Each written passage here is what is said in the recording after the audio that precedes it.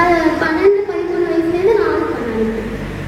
இப்போ 80 பண்ணேன். அதனால வந்து முன்னாடி படித்ததுன்னா இப்போ ரொம்ப நல்லா படிக்கிறேன். சரி, மார்க் எப்படி வாங்குற? அது சொல்லு.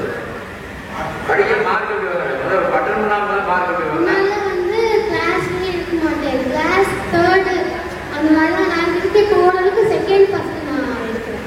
ரொம்ப சந்தோஷம். இப்போ தெளிவாக இருக்குது.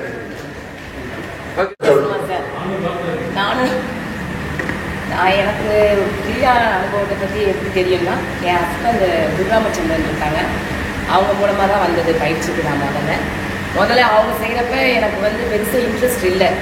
ஏன்னா இது புதுசாக இதை மாதிரிலாம் புதுசாக ஆரம்பிச்சிருக்கீங்கன்னு சொல்லி நான் கிண்டல் பண்ணேன் ரொம்பவுமே. ஆனால் அவங்க வீட்டில் வந்துட்டு அவங்க பயிற்சி செஞ்சதுக்கப்புறம் வீட்டில் அந்த மகாவதர் பாபாஜி படம் போட்டு நிறைய வீடியோஸ் நிறைய பார்க்க ஆரம்பிப்பாங்க. அதை பார்ப்போமே எனக்குமே நல்லா வந்து ஒரு இன்ட்ரெஸ்ட் வந்தது. சரி, நம்மளும் இந்த பயிற்சியை செஞ்சு பார்ப்போமே அப்படின்ட்டு, ஒரு பயிற்சியை செஞ்சு பார்க்காம நம்மளாம் எதுவும் சொல்லக்கூடாது அப்படிங்கிறனால தான் அந்த பயிற்சியை நான் செய்ய ஆரம்பித்தேன். செய்ய ஆரம்பித்ததுக்கப்புறம் நிறைய மாற்றம் எனக்குமே நல்லா வந்தது. நிறைய மாற்றம் வந்தது.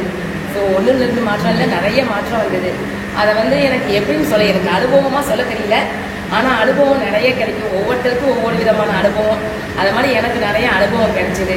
அதனால் நீங்கள் வந்து உடனே கிடைக்கும்லாம் எதிர்பார்க்கக்கூடாது. கொஞ்சம் கொஞ்சமாக தான் மாற்றங்கள் வரும். ஆனால் நான் ஒரு விஷயம் என்ன சொல்கிறேன்னா, முடிஞ்ச வரைக்கும் பயிற்சியை விடாமல் செய்கிறேன். நான் இது வரைக்கும் எனக்கு 1 year ஆயிடுச்சு. நான் ஜேர்னி பண்ணதுனால ஒரு 4 நாள் வந்து என்னால் பயிற்சி பண்ண முடியுது, அவ்வளோதான். மற்றபடி ஒரு நாளும் நான் அந்த பயிற்சியை வந்து நான் மிஸ் பண்ணதே கிடையாது. இன்னொன்று, இந்த பயிற்சி செய்ய ஆரம்பிச்சதுக்கப்புறம் எனக்கு உடம்பு முடியாமல் போனதே கிடையாது. இப்போ கூட எனக்கு லாஸ்ட்டாக ஃபீவர் வந்தது ஒரு 2 நாளைக்கு முன்னாடி. ஆனாலும் மகாவதர் பாபாஜியோட அருளோ இல்லை குருஜியோட அருளோ அந்த ஜொட வேகத்தையும் நான் எழுந்திரிச்சு ஒரு 40 நிமிஷம் என் பயிற்சியை சிறப்பாகவே செஞ்சுட்டேன். அதனால் நமக்கு எப்போதுமே வந்து கிரியா யோகா வந்து எல்லாத்துலேயுமே வந்து நமக்கு துணையாக நிற்கும். நம்பிக்கையாக செய்யுங்க. இன்னைக்கு பயிற்சிக்கு வந்தவங்க விடாமல் செய்யுங்க. அதுதான் என்னுடைய வேண்டுகோள். நன்றி, வணக்கம்.